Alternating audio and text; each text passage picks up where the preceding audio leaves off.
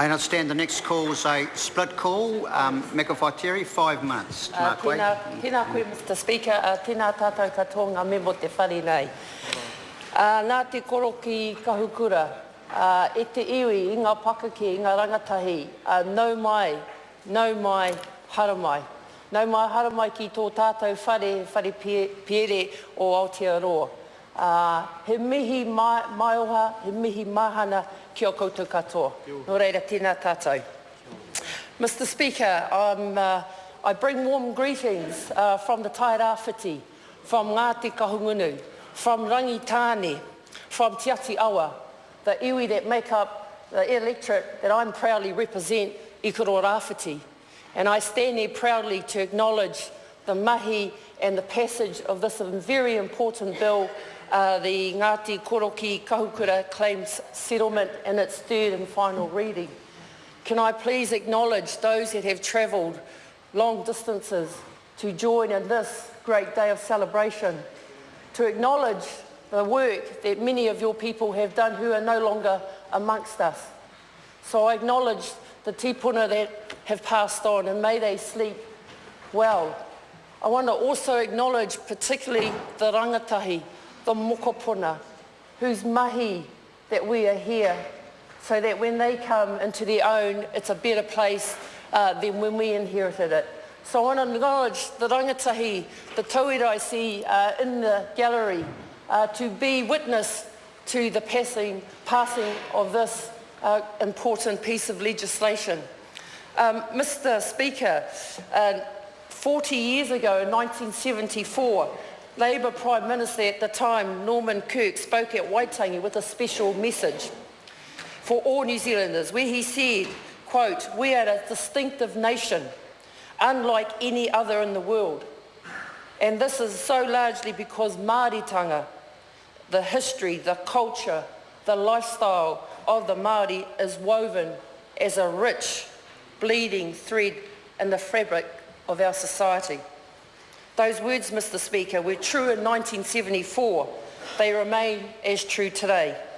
And Labour stands for a strong, enduring relationship between the Crown and Māori.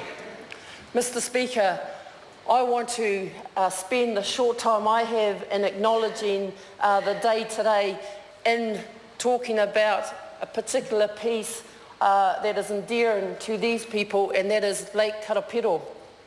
And to share my affinity with that particular lake, and that for the last, since the early 90s, for mid-January, I've always made a hikoi to Lake Karapiro.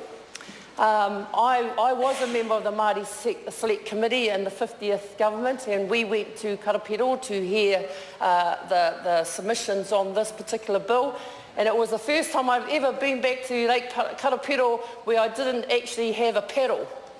So I stand here to acknowledge the contribution that that place plays on the fabric of the Wakaama nation across Aotearoa. And I've got to say, many, many years ago when I first went, the Tairawhiti groups of Harauta Marae Kura used to clean up all the races. But of recent years, I have to acknowledge that the Waikato clubs have now come onto their own, and we're lucky even to get a medal. So I want to acknowledge that special place that Lake Karapiro has, particularly in my heart. And I acknowledge the good people of Koroki Kahukura who manaki us when we come there, who look after us. And I know my sister and I talked about the rowing capital being Lake Karapiro, but I also want to acknowledge the significant way that the people of Koroki Kahukura look after the Wakaama whānau when we arrive in your lake. Can I acknowledge you? And can I also say perhaps Rowing New Zealand can take a book out of Wakaama about how we manaki our visitors to your beautiful lake. So with that small contribution, can I say thank you to the Minister for getting us to this point, to all the negotiators, including my whanaunga Willie and his lovely wife Linda. we can say things like that when you're whanaunga, you can't change who you're related to. To all the negotiators, to OTS, to all the officials, nō reira i te iwi, tēnā koutou, tēnā tātou katoa.